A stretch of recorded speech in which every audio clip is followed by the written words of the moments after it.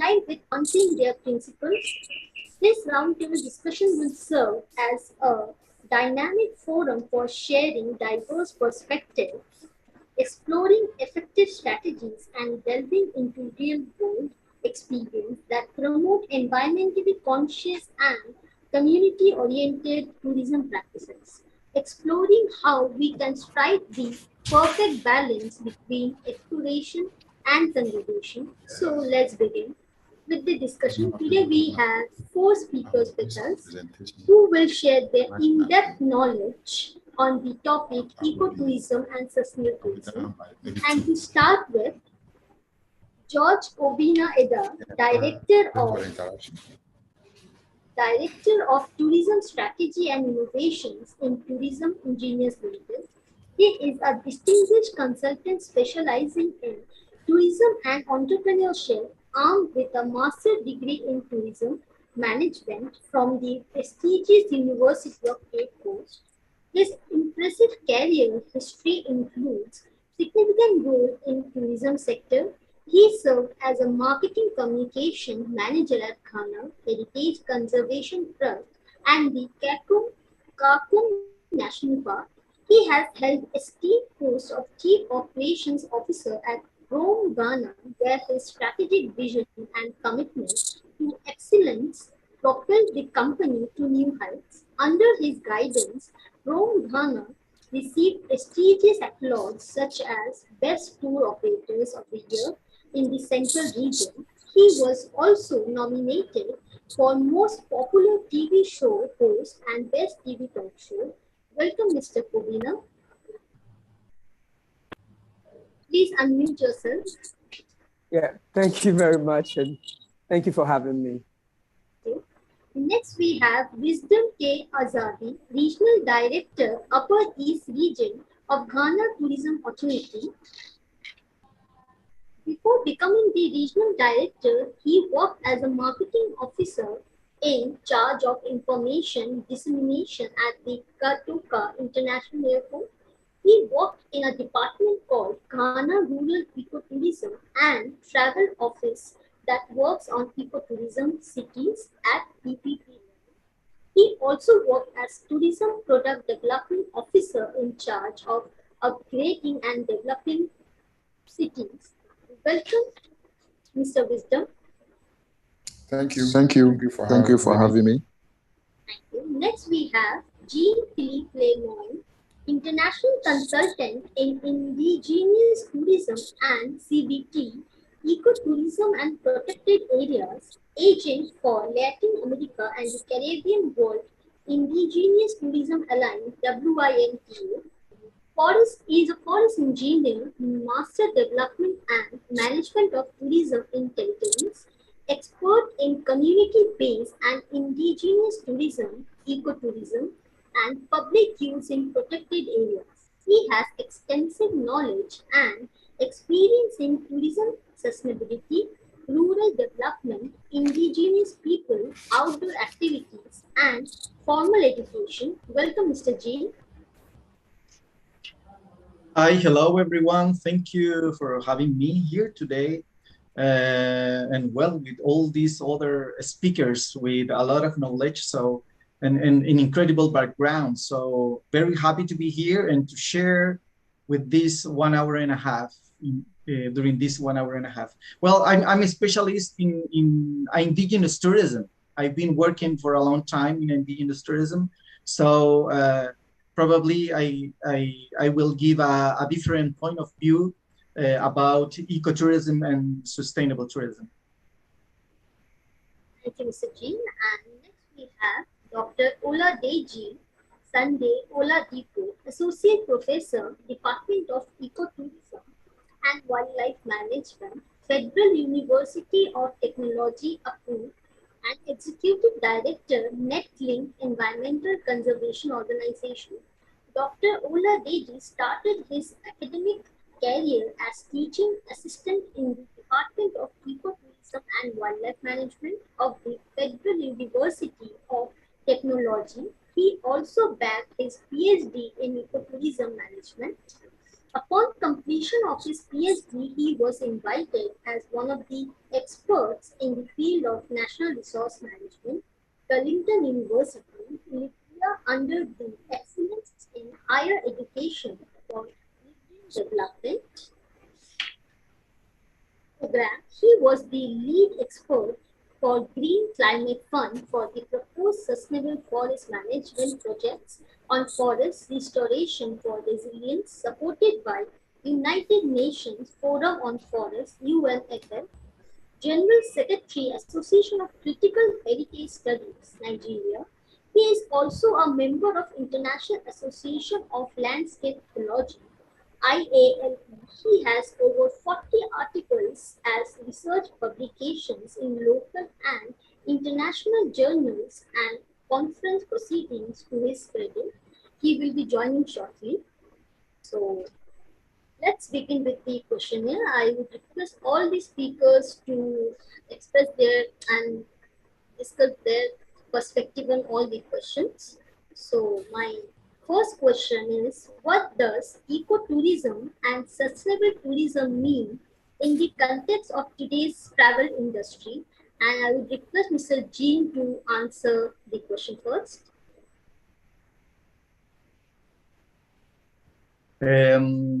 Well, thank you again. Thank you very much having me here today. Well, ecotourism is a word, a very important word that started coming out in the middle of the 90s, and then gained a lot of it became famous. And many people started talking about ecotourism, but not so many people understand very well what does it mean. Actually, ecotourism, the definition comes from an architecture, from the architecture, and in protected areas. It was born there. And after that, well, the definition is about just few people, small groups of people that receive interpretation, natural and cultural interpretation, so allows them to connect with the environment and with the culture. I mean, with the communities. And this is storytelling that is related to every single territory. But the tourism industry started using this ecotourism word, and after that, according to me, lost power during the time. And then at the beginning of 2000, in Johannesburg, after this big summit about sustainable development, sustainable tourism started gaining more and more. It became more famous than ecotourism. But well, ecotourism is related to, and it has been related always to protected areas and to the communities that live there. And these communities need to receive more benefits from the tourism's activity. Speaking from the indigenous side, in 2002, that was the year of the world year of ecotourism, or the International Year of Ecotourism. And at that time, in the same year, some indigenous leaders were very well organized, and they hold a meeting in Oaxaca, in Mexico. That was the first indigenous tourism forum. And from that forum, indigenous people said, well, this is greenwashing. Ecotourism is greenwashing. We are not receiving benefits from what is called ecotourism today. After that, around 2010, 2011, the United Nations recognized ecotourism as a tool to fight against poverty. And some countries took ecotourism as a real tool, like China. I have worked in China too, and they took ecotourism as a real tool to fight against poverty. They are including ecotourism plans in every single protected area, and you don't see that in other countries. Um, Also, ecotourism um, got very famous in countries like Chile. Well, I'm from Chile. In countries like Chile, you can find ecotourism in the academia. So there are many students studying ecotourism. And you can get a diploma on ecotourism.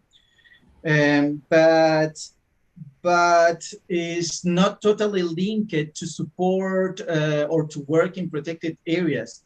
It's because it is just very interesting to study ecotourism because it's linked to adventure tourism. So and the outdoor life. But well, I think there is a long path to walk on, and ecotourism is a strategy, is an incredible tool, but it hasn't been used correctly through the years. That's my point of view. Thank you, Mr. G. Mr. Wisdom, your take on the question, please.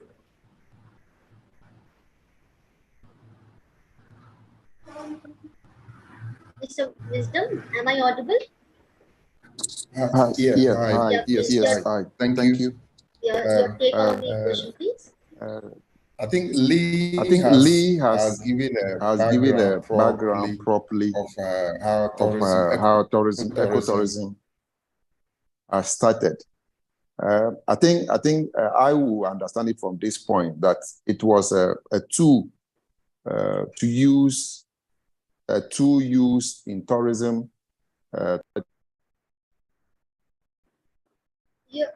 Please unmute yourself, Mr. Wisdom. Please unmute yourself.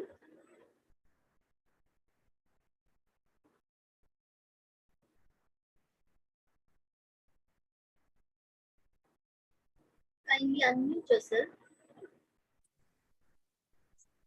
Yes, I think it's network. So Yes, please. yes. So as I was saying, Lee has given a background properly of when ecotourism started gaining. Mr. Wisdom, Can you hear me? Wisdom, sorry for the interruption. Your face should be visible. Right now, I can see your fan. Could you please lower your mobile, please? Yes, perfect. Is that okay? Yeah, perfect. Thank you. Okay. Yeah. So I was saying Lee has given the background properly as at when that is the year when ecotourism has started gaining popularity. But I see ecotourism, just to lay right on the same foundation of Lee. I see ecotourism as a tool that is probably used or that has been decided to use to fight poverty, especially in a rural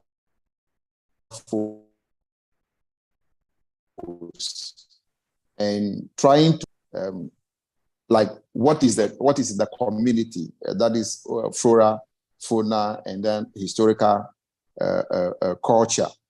So we believe that these things are in the society, in the community, where probably tourism has not been making use of. So that is where ecotourism probably has started, and yes, it's working in some countries. Some countries, I think the understanding was not there properly, so things were being done on individuals' way. Ghana Tourism Authority, Ghana as a country, also identified ecotourism and has also somehow practiced ecotourism. which I happen to be part, that is to go into the indigenous, the communities, educate them to use what they have to attract people in order to generate, to gain income or to get some income, revenue. That is alleviating poverty. Yeah, that of sustainable tourism also started coming out strongly. I want to believe that that is when the understanding began to come that tourism is having effects on the environment, on the social, and then the culture of the people. So that is when sustainable tourism also started. And yes, I will also say that has also not been understood properly, but is part to get it perfected. That is all I can say for the beginning. Thank you. Thank you, Mr. Wisdom. Mr. Kubina, your take on this, please. Yeah, thank you. I would add on to what my colleagues have said. And I think fundamentally for me, coming from an African background, this reminds me of a local parlance here in Ghana that said Sankofa, which simply means go back and take that which is working or go back to the past and learn from it. Ecotourism and sustainable tourism, if you're from Africa, you would understand that is embedded within the African cultural values and tenets. For example, we have in Africa days where we don't fish. We have days where we don't hunt. These are communal laws or communal regulations that exist. And the underpinning concept or ideology for these kind of rules or taboos, as some will call them, are simply because our forefathers understood the balance of nature, that you gave nature the opportunity for its own cycle to continue. And for me, ecotourism and sustainability in the way that is being practiced right now is we just going back to basics to learn from what has worked thousands of years before today. Now let's come back to the business side or academic side of it. Ecotourism basically and sustainable tourism are just tools to balance economic growth versus conservation of resources or community within the framework of tourism, as it were. For me, this begs to give two particular questions. One question coming out of the destination and the other coming from the tourist, the visitor. The destination, therefore, is what kind of identity do I put out, or what kind of image do I put out such that people can understand that I in myself understand that I must practice or I am practicing sustainability. In other words, I'm giving respect to nature. In other words, I'm giving respect to my own culture. First of all, even before the outsider gives respect to my culture. And then how do I maximize the benefit of it without destroying what exists? And then for the visitor, it is how do I go in and ensure that my footprint does not destroy the opportunity of a repeat visit, and I am contributing to the growth and development of that community. For me, this is ecotourism and sustainable tourism in a nutshell, before we go deeper into any other aspects of it. Thank you, Mr. Kubina. And we welcome Dr. Ola Deji. He has joined. Welcome, Dr. Beautiful. Ola Deji. Could you please unmute yourself?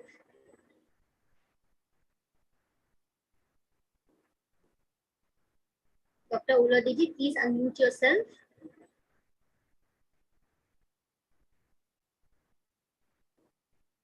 Thank you. We'll join. Please then.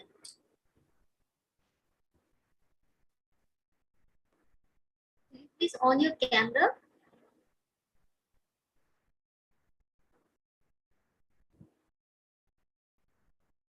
Okay, we'll go to next question until he's getting through.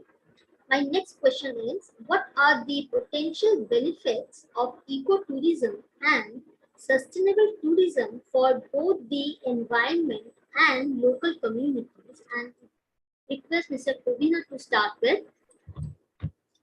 Okay, thank you.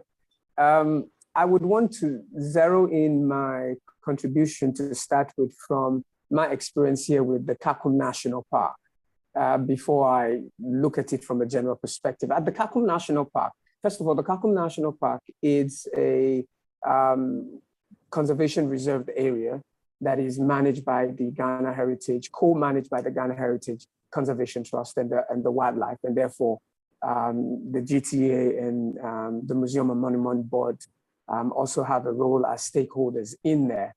It encompasses 30 communities who gave up their lands for the reserve. And so the practice for me is the fact that Ghana Heritage Conservation Trust, who now runs an endowment fund for the community, basically has given the community one alternative livelihood, making sure that the community does not farm, because these are about 80 farming communities that gave up their farmlands for this, for the Kakum National Park. And if you look at what is going on right now, what you have is consistent social amenities being supplied to all of these communities. And I'm talking about benefits now. These communities have scholarship program for young, brilliant students from each of these communities. These communities have issues of training and capacity development.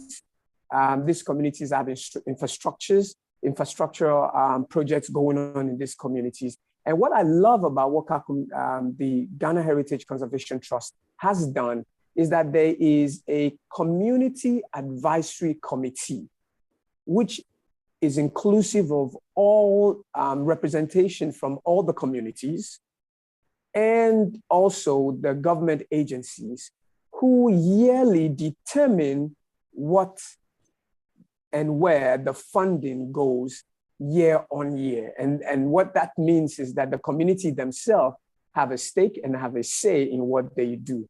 The challenge that I see, however, so far is the fact that inequitable balancing of resources becomes the biggest challenge that, let me say, bedevils the project, as it were. And this is not because Ghana Heritage Conservation Trust is not putting forth for every community to give. It's simply because when a community benefits this year and they have a teething problem next year, they wish that they should benefit again this particular year rather than another community. And so you have those clashes. But outside that, the project is doing amazing. And for me, this is what I want to put forth rather than go in general. Mr. G, your take on this, please.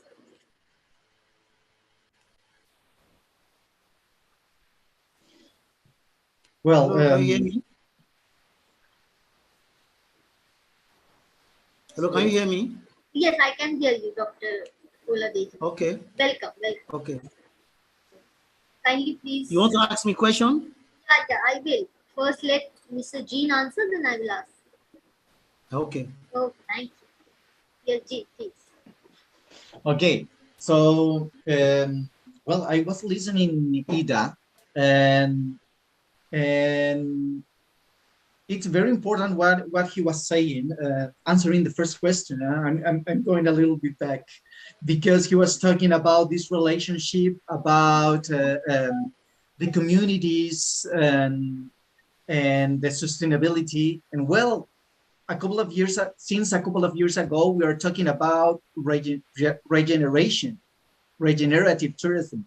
And this is something that indigenous people have been living in connection with nature, and the culture is totally connected with nature and the territory since the beginning of the world. Okay, so that's something that Western people needs to understand.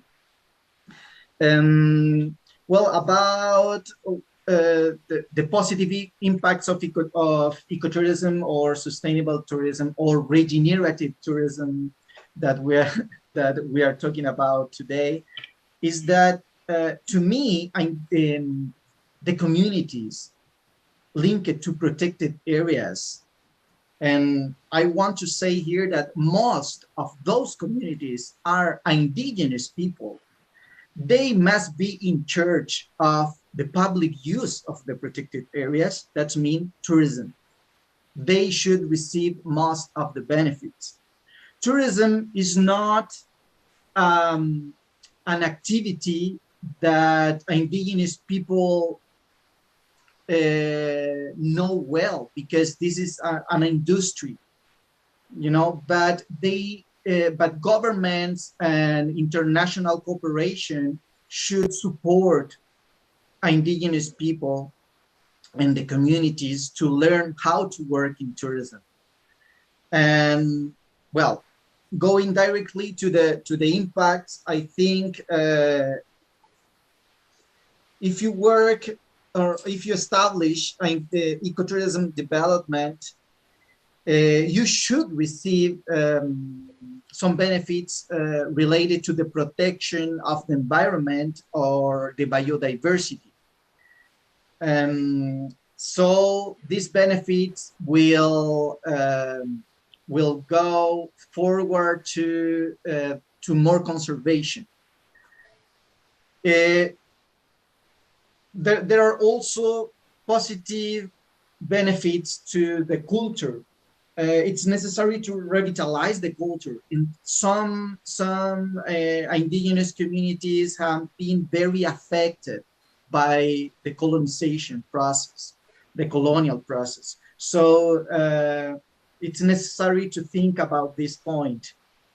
Revitalize the culture, traditional practices, the language. In some countries, indigenous people are losing the language. Just the elders are speaking their language. So, and of course, improve the income and the quality of life.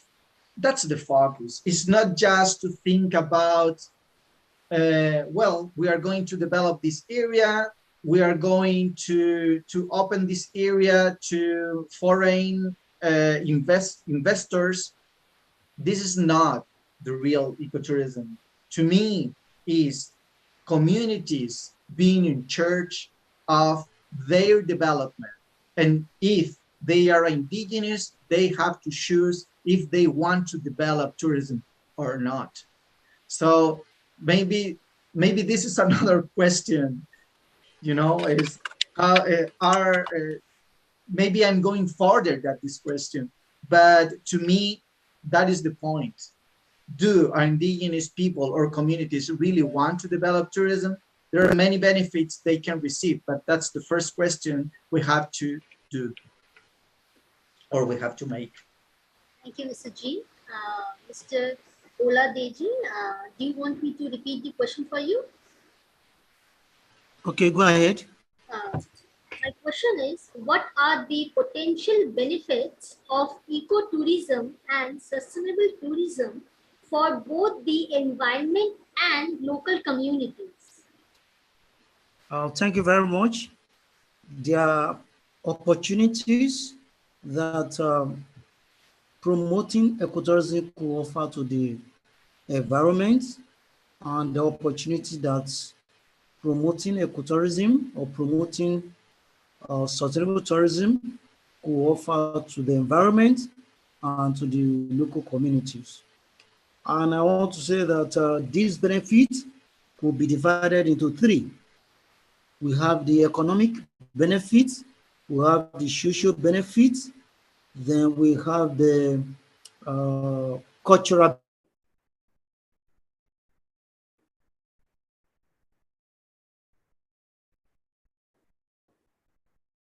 I think he's having some issue with the internet. So we request Mr. Wisdom to say his perspective. Yes, thank you. Yes, ecotourism and sustainable tourism all have their benefits as well as the challenges. Starting from ecotourism, Hello?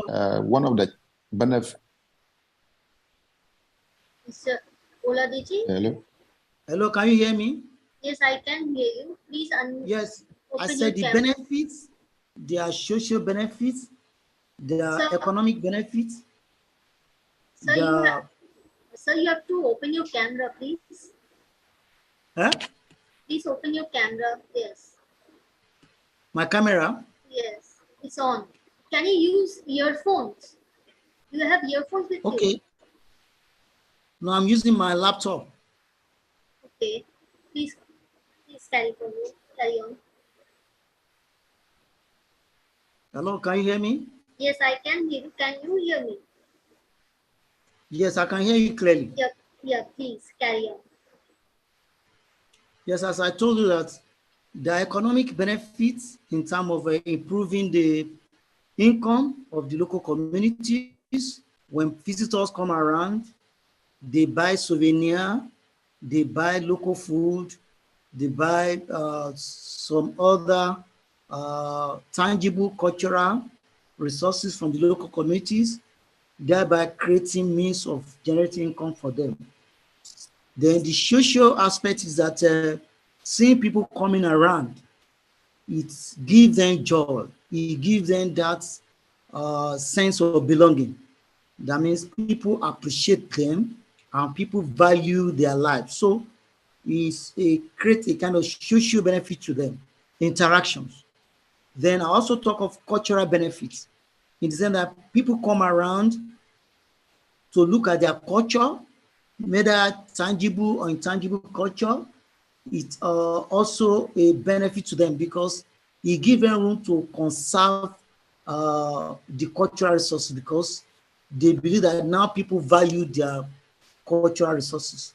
And I know that you must have defined what ecotourism means. So environmental benefits, because it is expected that when you are practicing ecotourism or sustainable tourism, you must take the environment into considerations in the sense that your impact on the environment, if not minimal, then it should be negative.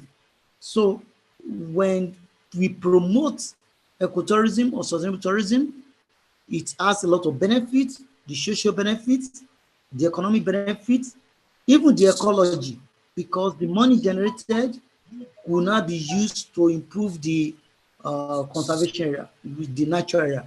So those are the benefits that I could just narrow it down in what promoting ecotourism could bring to the communities and even to the environment. Thank you, Mr. Oladeji, and request Mr. Wisdom to continue. And sorry for the interruption, Mr. Wisdom. Thank you. Yes, as I started saying, I'm looking at ecotourism benefits to the community. As we should all know, ecotourism, the underlying factor is how to preserve what the community have, the environment, so that it can live long to benefit the generations yet unborn. So we are talking about preservation or conservation of the environment. That is one benefit. It also protects the biodiversity of the environment as well. It creates employment because as people comes around, people start small businesses that ecotourism will bring to the area, because people will drink, people will eat, people will buy souvenirs, as one of the panelists has indicated. Yes, but at the same time, there's a challenge as far as ecotourism is concerned, because rational as every human being is, when the benefits of ecotourism begin to flow in, people expand their business, people invite more people come to the environment, which become a threat to the indigenous people, the flora, the fauna, the indigenous, the culture is diluted by more people visiting the area, because community most often, if I use the case of Ghana, are vulnerable. So as they see more people coming in with their culture gets affected. So that is a challenge that we must work to balance there's a degradation of the ecosystem, which also is a threat. And then travel could be interrupt the environment. So these are some of the benefits and the challenges that ecotourism, we can get from ecotourism. Going to that of sustainable tourism. Yes, the underlying factor of sustainable tourism also is how to identify or acknowledge the negative impact, minimize the negative impact, and maximize the positive impact. So obviously the benefit is attract travelers. There are people who are sustainable travelers who always look for sustainable facilities to visit. So it attracts. It improves infrastructure. Obviously, is the structure will, the product is no longer raw as it used to be. People will begin to shape it just to meet the taste of the visitors. Yes, it brings new opportunities. People who are innovative will cash in for sustainable tourism. Yes, it also has its challenges as well, just as ecotourism. So that is a high cost of consumption of utilities, that's electricity and that of water, because as things must improve, definitely it affects things. This also brings in green tourism or greenwash, if I should say greenwash.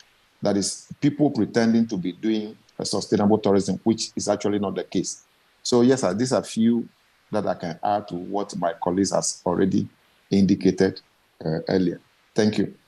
Thank you, Mr. Wisdom. And my next question is, who are the key stakeholders involved in promoting ecotourism and sustainable tourism, and what role do they play? And I would request Mr. Kobina to start with.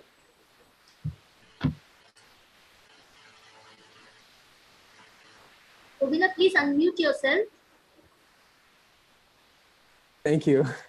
No problem. So for me, stakeholders, I want to focus, there are plethora of stakeholders. I want to focus on particularly about four, mainly, let me extend it to 5 stakeholders. In no particular order, my first would be government. Why? Because government provides the legal framework in which anything tourism must be initiated. And so while the government provides that framework, they also must provide infrastructure. Now, in support of legal framework and infrastructure, then comes in promoting the country as a destination worthwhile, whilst protecting the heritage and cultural assets that that country has. That, for me, will be the first thing with government. The second is the local community.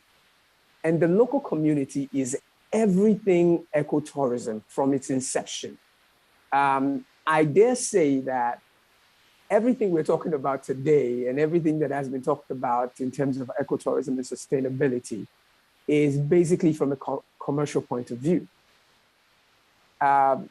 When a community thinks about how their generation or their clan, is still in existence in the next 100 years, the principle in which they built that is embedded in their cultural values.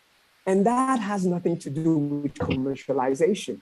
I would agree that at least today we are talking about ethics. So ethical commercialization is what we're talking about, which gives it some breath of fresh air. So the community provides the environment in which all the activities is had. And so therefore they provide the services, they provide accommodation, they provide the heritage and cultural experiences that we go for. They host, and engage all the tourists that will come. More importantly, they share themselves, which is their indigenous knowledge. And there's no other thing that is more important. And so it is vital that from the start of tourism to the end of it, that local community benefits. The next person, stakeholder that I'll focus on is the tourist. Now, when you listen to ecotourism and sustainable tourism, people always talk about, ethical travel. I always argue that before the ethical travel, there must be an ethical community. The community itself must be willing to practice and project ecotourism and sustainable tourism for somebody to come into. So the tourist comes in with an ideology of ethical and responsible tourism, making sure that when they leave, there's still something behind that somebody else can see, rather than when they come, they damage it. However, the responsibility of safeguarding this behoves on the government. I will look at the private sector, which is now the hotels, the tour operators, transportation, and all the likes. Their major job is to imbibe the culture of ecotourism and sustainable tourism practices in how they deliver their services. When they do that, they are supporting the local community. The government as well, in protecting their heritage and cultural assets, is supporting the local community. And finally is the NGOs who are the voice of the voiceless, for want of a better expression, because we know that the local community in a lot of times don't have strong advocacy voice. And the NGO comes in to promote and drive that agenda of sustainable tourism. For me, these are going to be the five, which is the government, the local community, tourists, the private sector, and the NGOs. Thank you. Thank you, Mr. Kovina. Mr. Jean, your take on this?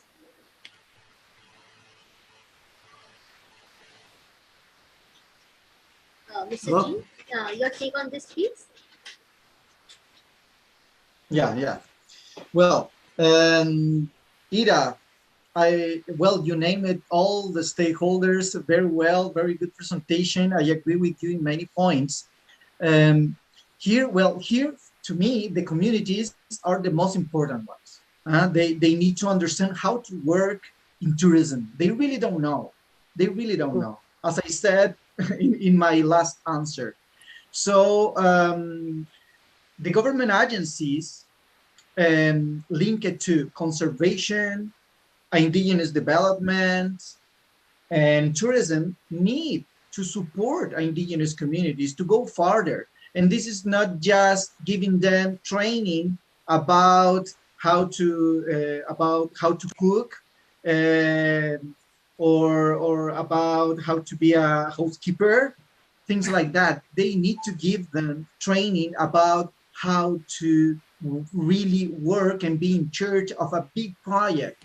They need to receive the benefits. So there is a connection there, and government agencies, most of the time, the professionals that work in government agencies don't know how to work with indigenous people.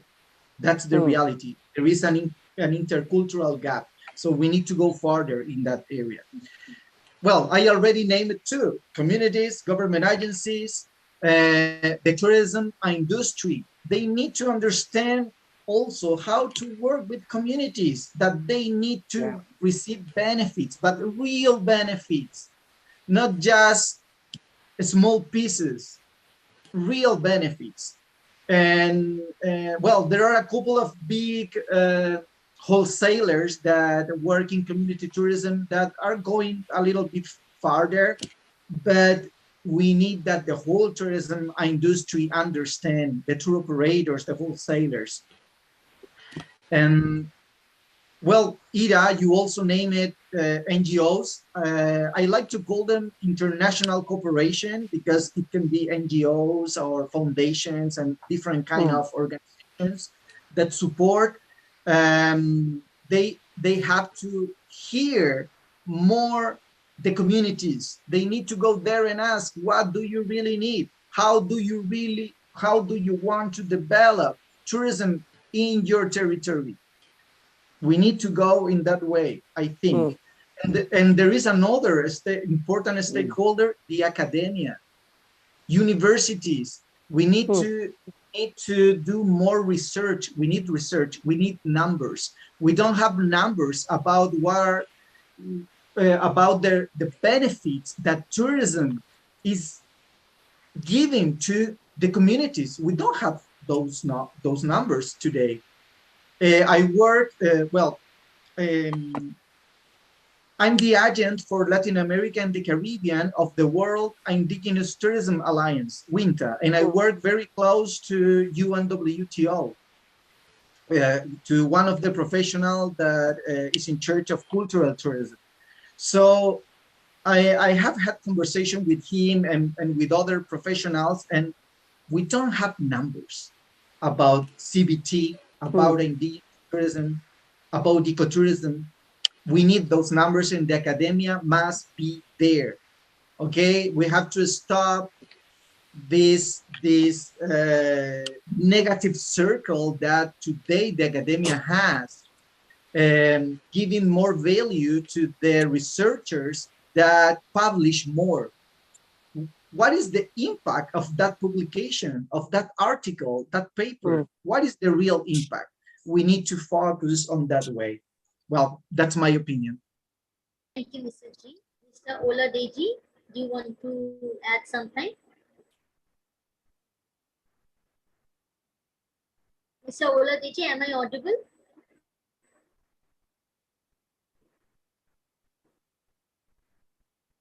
Mr. Oladeji, am I audible? Okay, would request Mr. Wisdom to add something. Yes, thank you very much. I agree with the earlier presenters that indeed, as the community is the first stakeholder, even though we can say there are a chain of stakeholders.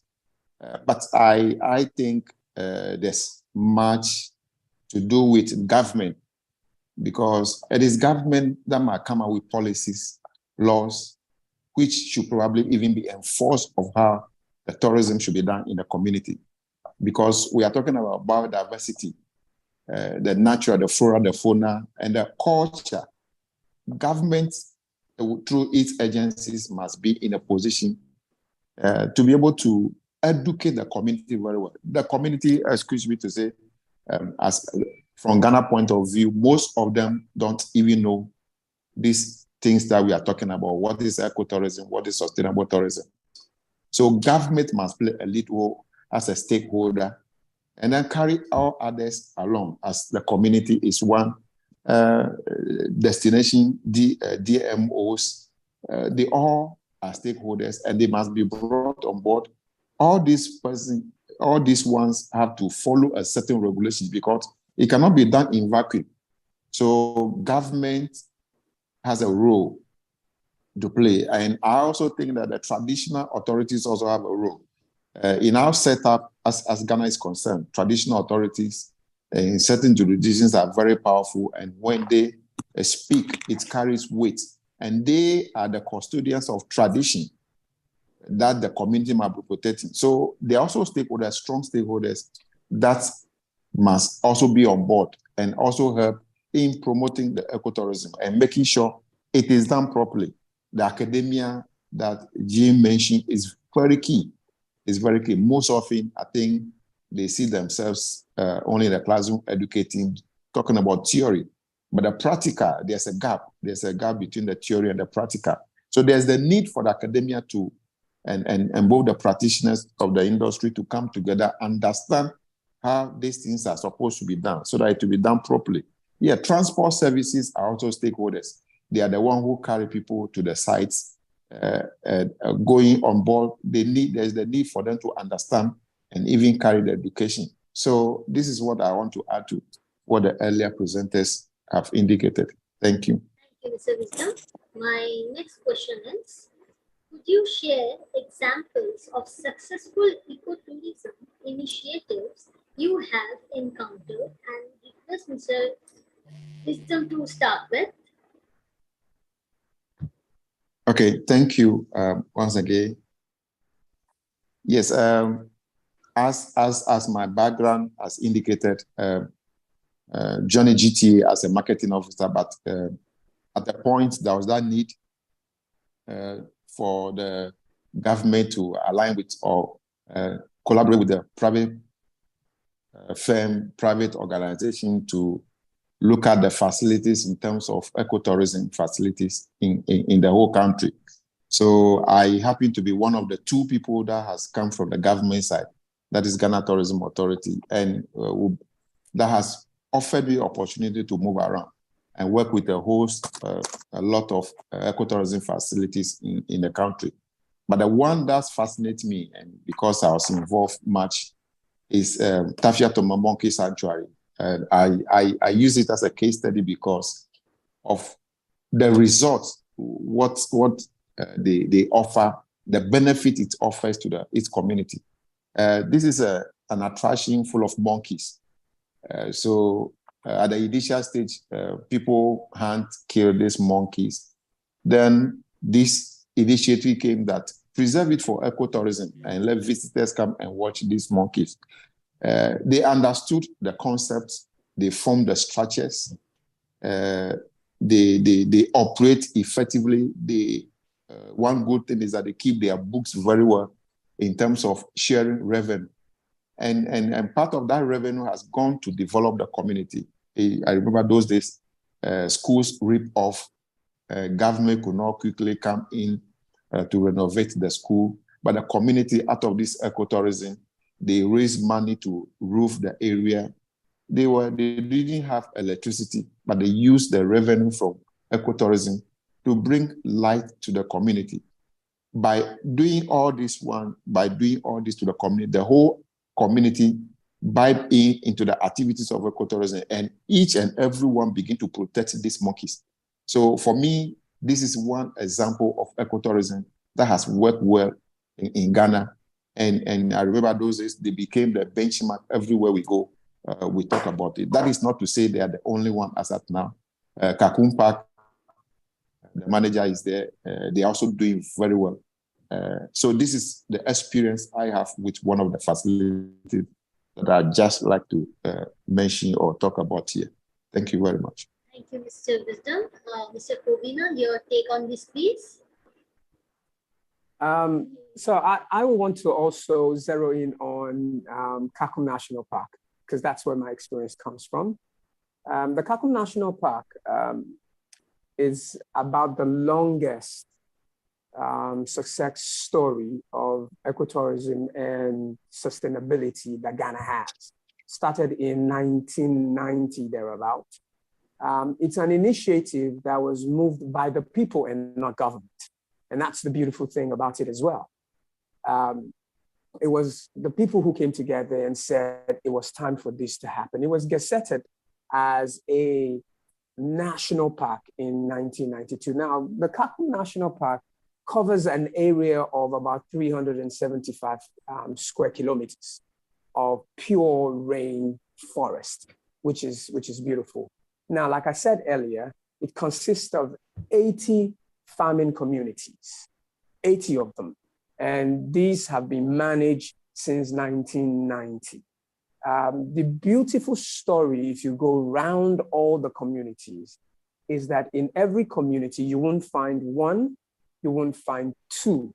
I bet you'll find, starting from 3 initiative projects that has been result of this project within their communities. And so that, for me, it's a big success. And like I said, what is key for me with the Kakum National Park is that the community is involved in every decision making. Like I said earlier, there's something called the Community Advisory Committee.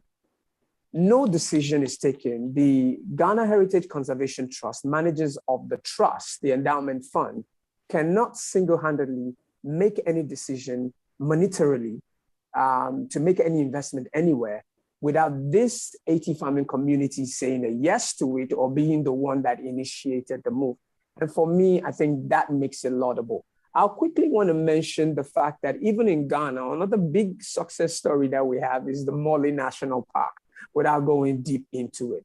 One key thing about Mole National Park is that they have embedded education into everything that they do. And safari, they do a lot of, the main thing is safari anyway, but the way they do it is such that the visitors did not disturb the natural habitat and natural livelihood of the animals that are there. I think there are other places in Cote d'Ivoire that one could mention. The Gambia has another good example. The Gambia also has the BG forest, which you can talk about. Cote d'Ivoire, Sierra Leone, all of these across Western Africa are key successful stories that we can point to. Thank you, Mr. Kuvina. Mr. G, please add something to this. Yes, well, very interesting, Ghana. I've never been there. I hope in the future to have the chance to go and support indigenous people, because in Africa, most of the people just talk about, most of the people just talk about community-based tourism, and most of those communities are indigenous. Well, many things to do there. Well, and one example that is very interesting, it's in Rapa Nui. Rapa Nui, I don't know if you have heard about Rapa Nui people. It's better known as Easter Island, where there are very beautiful sculptures called moais.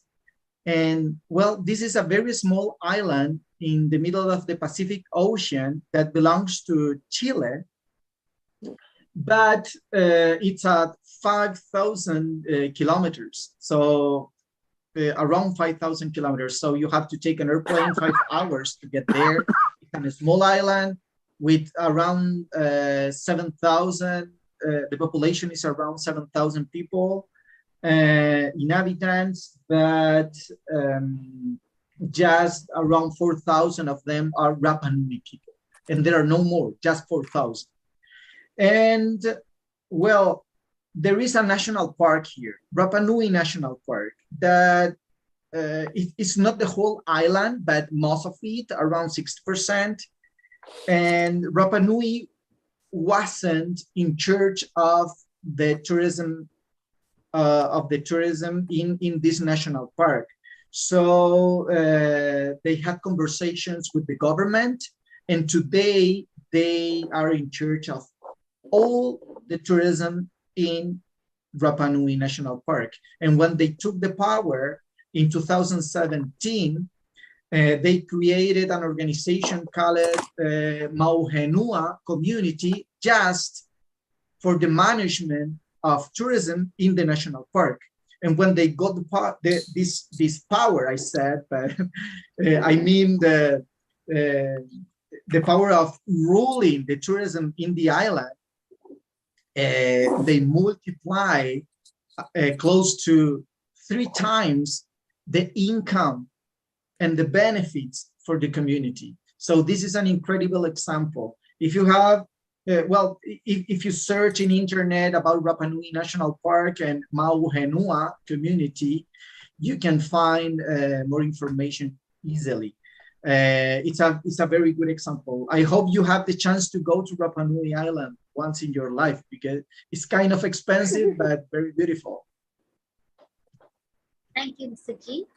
So my next question is, how can we strike a balance between promoting tourism for economic growth while safeguarding natural resources and cultural heritage? And we request Mr. Wisdom to start with.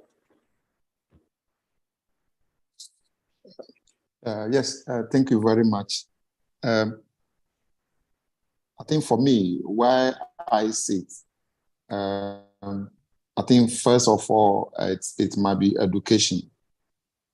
All the stakeholders who are involved in all this must come to the same table, spell out exactly what all these things that we are talking about, what ecotourism means, what are the benefits, what are the negatives.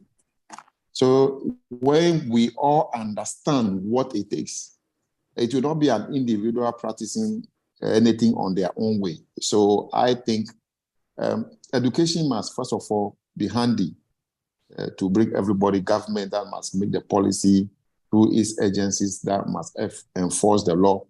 It's a key for me, it's a key. And again, we can say that academia is also needed here. Yeah, so it's education and educating the community as well. The community must be educated to value what they have as in terms of culture. It is only when they understand the culture, the heritage they have, and that is when they can preserve it and make sure it is there forever. And at the same time, it is used to generate revenue to improve on their livelihood as well as the social life. So for me, these are two key things: education as for me, how we can be able to balance this tourism thing and also educate the people who are the travelers. So for me, I think that is the magnet, or what the pillar of balancing this commercial interest of tourism as well as preserving culture. Thank you. Thank you, Mr. Wisdom. Mr. Kovina, your take on this, please.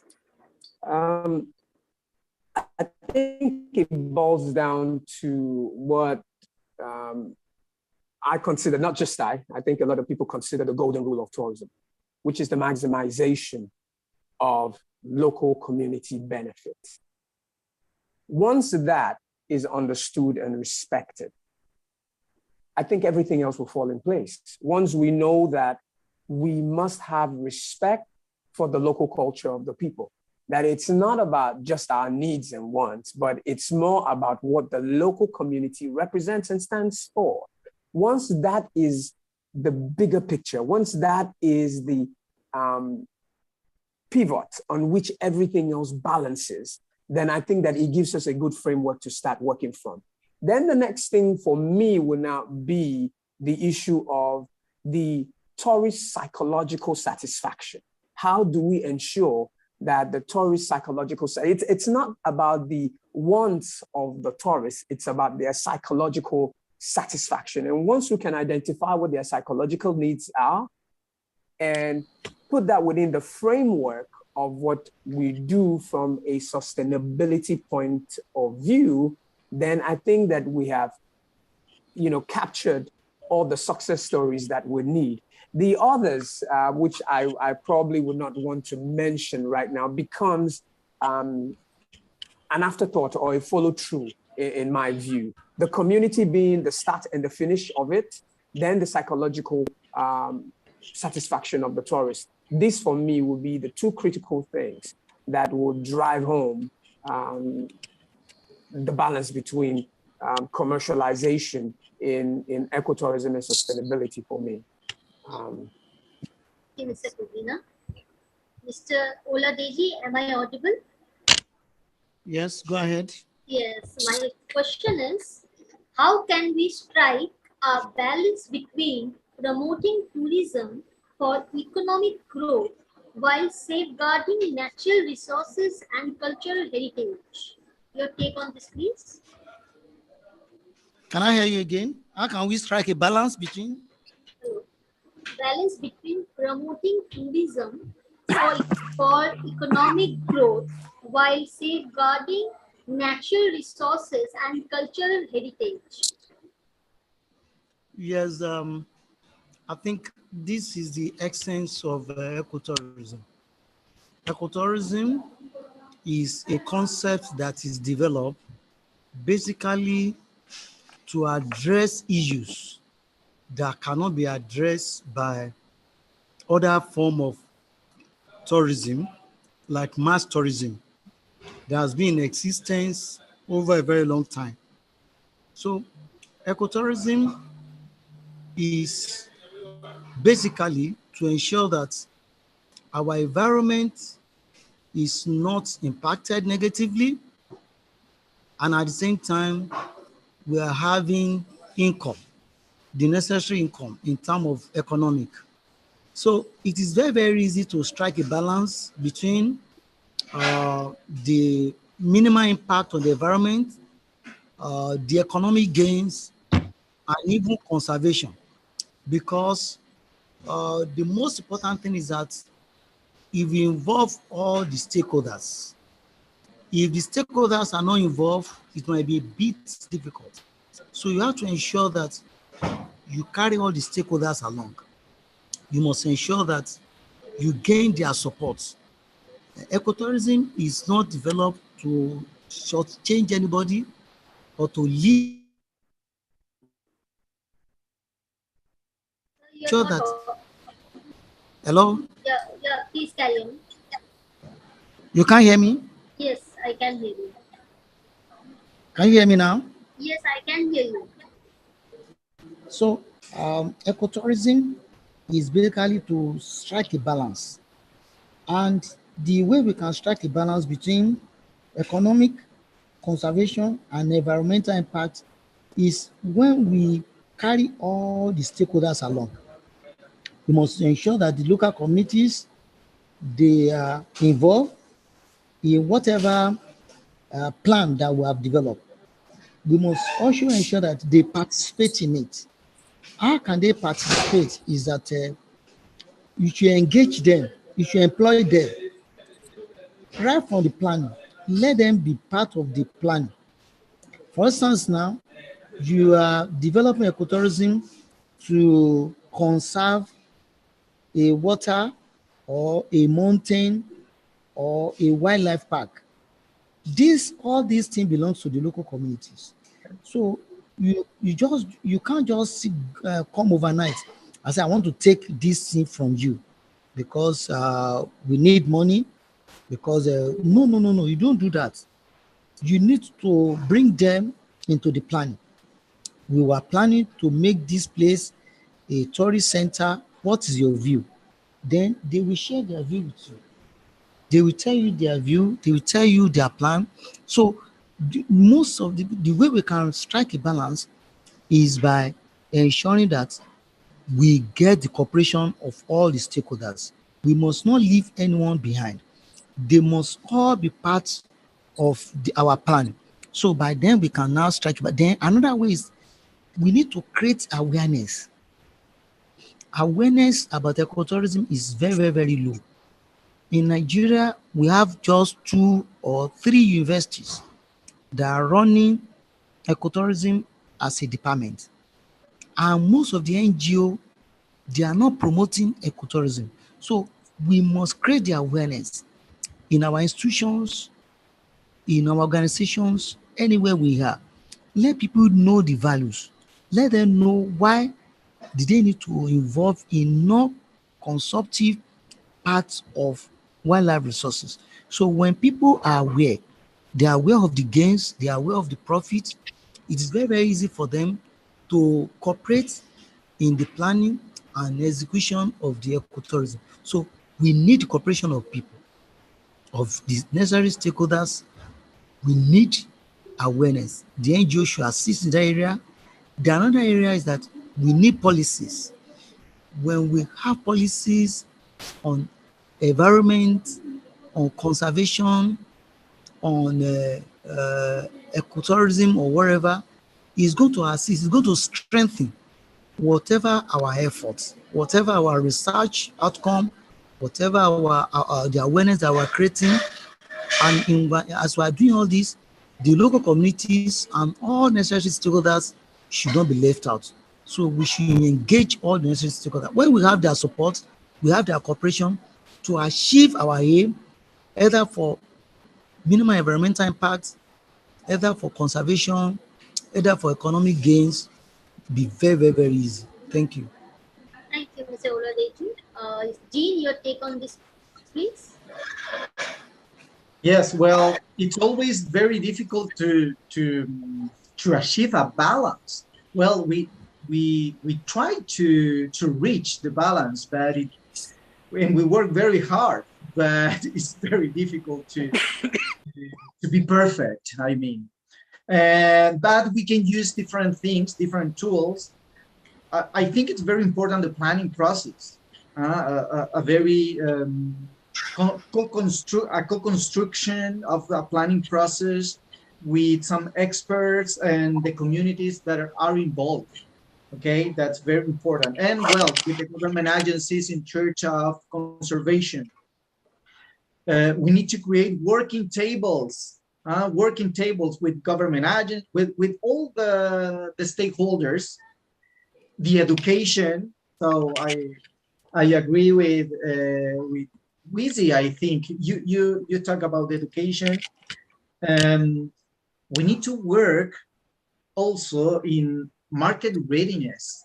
to apply methodologies that allow us to understand what are the gaps of the entrepreneurs because they have to tend to be market ready, okay, with good high quality levels and authentic experiences. And we also have to use methodologies to measure the impact of the tourism or ecotourism activities, like LAC, limits of acceptable change, for example, that it was created in the United States in the 80s, but it's a methodology with an evolution. And I also agree with Sunday Oladipo. He talked about policies. Of course, policies are very important. But as I said at the beginning, well, we try to reach this balance, but it's very difficult. And there are many tools that we can use, and we don't have to stop. I mean, but it's difficult to reach the 100%. Balance. Thank you, Mr. G. With this, we come to an end. I would like to thank all the participants in this knowledge sharing session who have shared their in-depth knowledge with us. Special thanks and gratitude to all of them. And thank you once again for joining us today. And thank you so much from the entire GCPIT team. Thank you. Thank you for having me. Thank you. Yeah, thank you very much. Thank you for having us. Thank you.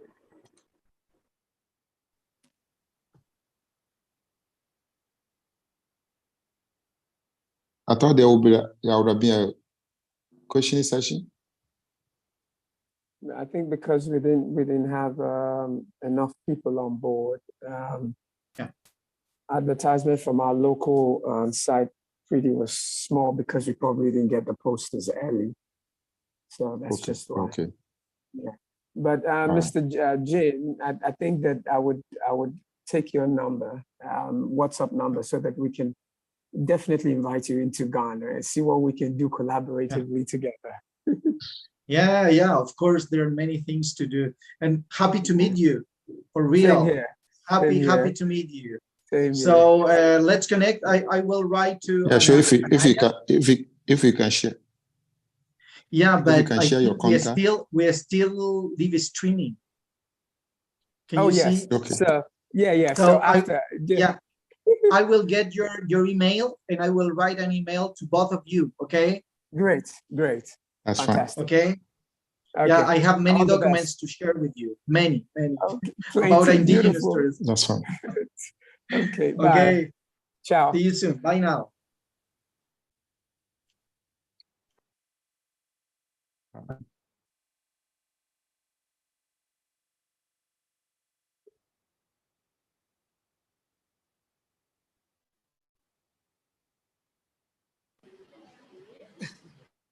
Thank you. Bye-bye. Thank you. Bye-bye.